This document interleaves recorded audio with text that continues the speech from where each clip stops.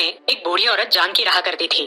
उसको 3 लड़कियां थी। पहली का नाम था दिशा, दूसरी का नाम था जिया और तीसरी का नाम था गीता। जानकी अपनी दोनों बेटियों से बहुत प्यार करती थी, लेकिन छोटी बेटी गीता से वो नफरत किया करती थी, क्योंकि उसका जन्म होने के बाद उसके पिताजी गुजर गए थे और उनके कमाने का जरिया भी खत्म हो गया था। जानकी उसे बहुत भला बुरा कहती, मगर गीता अपनी माँ होने के कारण उसे उल्टा जवाब नहीं देती थी। जानकी गीता को झूठा खाना दिया करती थी, उसे फटे पुराने कपड़े दिया करती थी। उसकी बहनें भी उसके साथ इसी तरह का व्यवहार करती थी। इन सब के कारण गीता बहुत उदास थी, मगर वो कुछ नहीं बोलती थी। अरे दिशा, जिया, जरा फल भी खाया करो, कैसी हो गई हो? ये सब गीता कोने में खड़ी देख लेती है। वो मन ही मन बहुत उदास हो जाती है और बाहर जाके रोने लगती है। तभी जानकी उसे आवाज लगाती है। अरे ओ गीता, कहाँ मर गई तुम? ये काम कौन करेगा? चल उठा ये प्लेट और ले जा। वो झूठे फल देख गीता रोने लगती है और वो सारे फल पंछियों को डाल देती है। ऐसे ही बहुत दिन बीत जाते हैं। भरपेट खाना ना मिलने की वजह से गीता की तबीयत भूख के मारे खराब हो जाती है, मगर घर के सारे काम उसे ही करने पड़ते हैं। एक दिन वो हमेशा की तरह अपने काम कर रही थी, तभी हम ये चिकन के सारे पीस खा लेते हैं और बचा हुआ उस गीता के लिए रख देते हैं। ये सही बात है, ऐसा ही करेंगे, चलो। ऐसा बोल के दिशा और जिया वहाँ से चली जाती है। अब गीता वहाँ आती है और मेज पर पड़े चिकन के खाए हुए पीस देखकर उसे बहुत बुरा लगता है। उसकी वो खाने की इच्छा भी नहीं होती। वो सारा खाना एक प्लेट में निकालकर अपने घर के बाहर कुत्तों को खिला देती है। वो एक बड़ी पहाड़ी पर चली जाती है और जाते समय अपने हाथ में एक लकड़ी की काठी लेकर जाती है। पहाड़ी पर पहुंचकर वो एक जगह बैठ जाती है और फूट फूट कर रोने लगती है। बहुत देर हो जाने के बाद उसे वहाँ से एक आवाज आती है। गीता, गीता, मेरी बच्ची, तुम क्यों रो रही हो? क्या हुआ है? कौन हो आप? आपको मेरा नाम कैसे पता? मैं जादुई दादी हूँ, मेरे पास जादू है। मैं मेरे जादू से कुछ भी कर सकती हूँ। तुम्हें क्या हुआ है बताओ? जादुई दादी, मेरे घर में माँ और 2 बहनें रहती है। वो मुझसे सौतेलों सा व्यवहार करती है। मैं उनके लिए उनके सारे काम करती हूँ, फिर भी मुझसे वो ऐसा व्यवहार करती है। मैं क्या करूँ? मुझे हमेशा झूठा खाने को देती है। आज भी मैं बहुत भूखी हूँ, मुझे खाना चाहिए। अच्छा, तो ये बात है। तुम यहाँ पहाड़ी पर आई थी, तब तुम हाथ में क्या लेकर आई हो? बताओ जरा। मैं हाथ में एक लकड़ी लेकर आई हूँ अपने संरक्षण के लिए। बाकी तो मेरे पास कुछ भी नहीं है। तुम्हारे हाथ में जो लकड़ी है वो हमेशा की तरह लग रही है क्या? देखो जरा। हाँ दादी, आज थोड़ी अलग सी लग रही है, मगर इससे क्या होगा? मुझे खाना तो नहीं मिलेगा ना? गीता, इस छड़ी से तुम बोलो, हे जादुई छड़ी, मुझे खाना दो। तब ये छड़ी एक मेज में परिवर्तित हो जाएगी और तुम जो खाना चाहती हो वो मंगवा सकती हो। सच में दादी ऐसा होगा? करके तो देखो। गीता अब उस छड़ी से कहती है। हे जादुई छड़ी, मुझे अभी के अभी चिकन बिरयानी और कुछ मीठे पकवान चाहिए। तभी वो छड़ी एक मेज में बदल जाती है और उसे जो चाहिए वो पकवान वहाँ आ जाते हैं। गीता उस खाने पर टूट पड़ती है और सारा खाना खा डालती है। खाना खाने के बाद वो बूढ़ी दादी को धन्यवाद देती है। धन्यवाद दादी, आपने मेरे लिए इतना कुछ किया। अब तुम कभी भी भूखी नहीं रहोगी और कुछ भी चाहिए तो इस छड़ी से मांग लेना, ठीक है? अब दादी गायब हो जाती है और गीता वो जादुई छड़ी लेकर घर आती है। अब गीता बहुत खुश रहने लगी और उसे खाना खाने की भी कोई चिंता नहीं थी। अब उसके बहनों के प्लेट का खाना वैसे ही रहने लगा। ये बात दिशा और जिया की नजर से छुप नहीं पाई। अरे दिशा, ये गीता खाना क्या खाती है? प्लेट में हम जो छोड़ देते हैं वो वैसे का वैसा ही रहता है। हाँ, अगर ये घर का खाना नहीं खाती तो खाती क्या है? चलो हम उसका पीछा करते हैं, हमें पता चल जाएगा कि ये कहाँ जाती है और क्या करती है। जिया और दिशा अगले दिन गीता का पीछा करती है। गीता छड़ी लेकर उस पहाड़ी पर जाती है। वो दोनों उसके पीछे पीछे चली जाती है। अरे जिया, ये गीता पहाड़ी पर क्यों जा रही है? क्या पता, देखते हैं, चलो। जिया और दिशा एक पेड़ के पीछे छुप जाती है और गीता को देखने लगती है। गीता अपने हाथ में वो छड़ी लेकर बोलती है। हे जादुई छड़ी, मुझे खाना दो, मेरे मनपसंद पकवान मुझे चाहिए। अब वहाँ एक मेज तैयार हो जाती है और मेज पर तरह तरह के पकवान आ जाते हैं। गीता उस मेज पर बैठकर खाना खाने लगती है। तभी दिशा जिया से कहती है। अरे ये गीता के पास क्या जादुई छड़ी है क्या? अरे ये तो सच में जादुई छड़ी है। ये गीता की बच्ची यहाँ खाना खाती है, इसलिए घर का खाना नहीं खाती।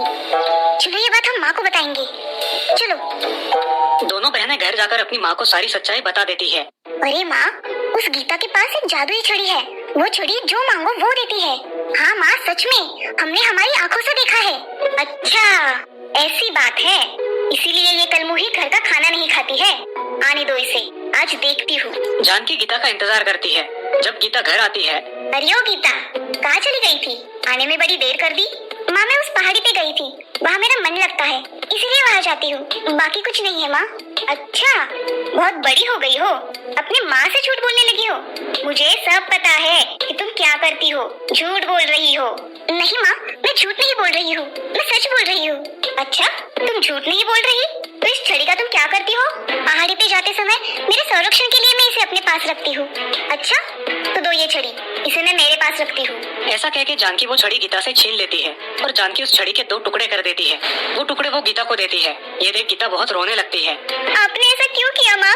क्योंकि ये जादुई छड़ी है जो तुम्हें खाना देती है, इसीलिए मैंने इसे तोड़ा। तब गीता फूट फूट के रोने लगती है। वो टूटी छड़ी लेकर अपने कमरे में चली जाती है। उसके पुराने दिन वापस आ जाते हैं। उसे खाने के लाले पड़ते हैं। अब वो पहले की तरह ही भूखी रहने लगी थी। एक दिन वो फिर से उस पहाड़ी पर चली जाती है और वहाँ बैठकर फूट फूट कर रोने लगती है। बहुत देर हो जाती है। उस पहाड़ी पर बहुत बड़ा प्रकाश छा जाता है और वहाँ वो जादुई दादी वापस आ जाती है। क्या हुआ गीता? आज फिर से यहाँ फूट फूट कर रो रही हो? दादी, मेरी ये जादुई छड़ी मेरी माँ ने तोड़ डाली है। अब मेरी हालत पहले जैसी ही हो गई है। मुझे खाने को कुछ भी नहीं मिलता। अब मैं क्या करूँ? मेरी प्यारी गीता, तुम चिंता क्यों करती हो? ये अभी भी जादुई छड़ी ही है। तुम अब इस जादुई छड़ी के टुकड़ों को जहाँ तुम हमेशा जाती हो वहाँ जमीन में गाड़ दो, फिर देखो चमत्कार। अब तुम घर जाओ। जादुई दादी, ये सब मेरे साथ कब तक चलेगा? बेटी, मैंने जो कहा है वो करो, तुम्हारी सारी उलझनें सुलझ जाएगी। चलो, मैं चलती हूँ। दादी वहाँ से गायब हो जाती है और गीता वहाँ से चली जाती है। गीता अपने घर आकर अपने आंगन में चुपके से उस छड़ी के टुकड़े गाड़ देती है। अगले दिन वो बाद में जाकर देखती है तो उस छड़ी की जगह एक छोटा सा पौधा उगाता है।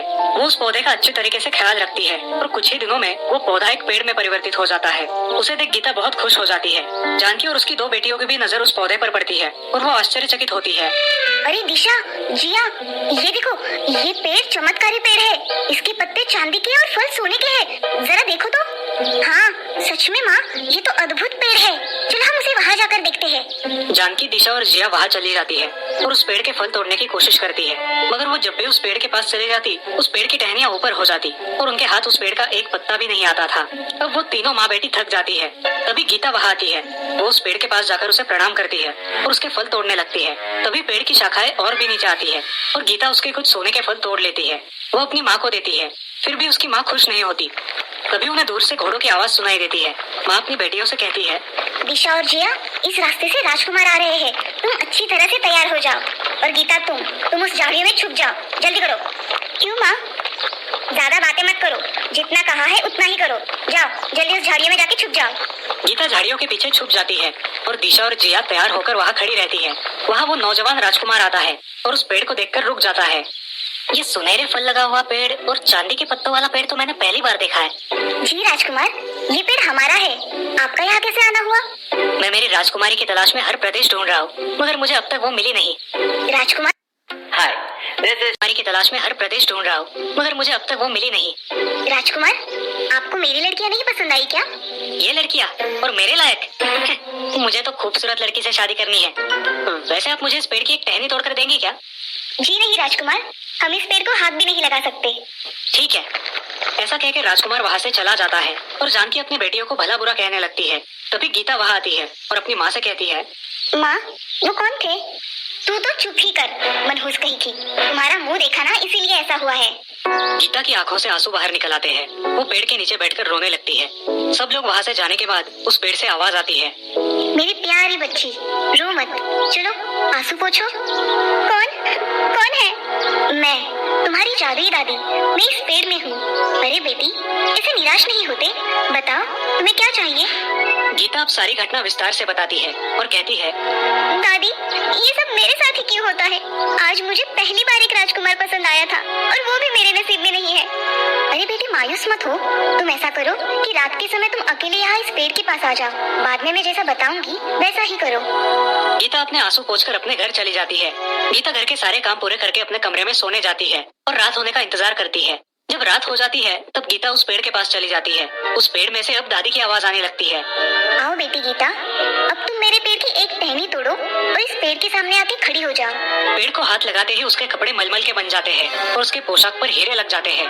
गीता अब उस रूप में बहुत सुंदर लगती है। गीता, अब तुम इस पेड़ का एक पत्ता तोड़ो और देखो क्या होता है। पत्ता तोड़ते ही वो पत्ता बहुत बड़ा बन जाता है और दादी गीता से कहती है, गीता, अब तुम इस पत्ते पर बैठ जाओ। ये पत्ता तुम्हें तुम्हारे राजकुमार के पास ले जाएगा और तुम उसे ये टहनी दिखा दो। गीता बहुत ही सुंदर दिखने लगती है। तब गीता उस चांदी के पत्ते पर बैठकर राजमहल में राजकुमार के कक्ष के पास खड़ी हो जाती है और उसे आवाज लगाती है।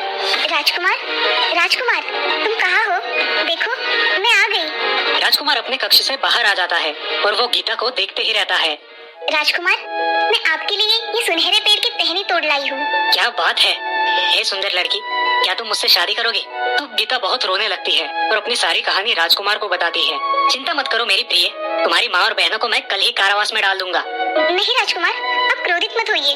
वो मेरी माँ और बहनें हैं, इसलिए आप उन्हें छोड़ दीजिए। वो मेरा अतीत था और मेरा आज आप हो मेरे राजकुमार। दोनों शादी कर लेते हैं और गीता राज्य की महारानी बन जाती है। गीता अपने राजकुमार के साथ खुशी खुशी रहने लगती है।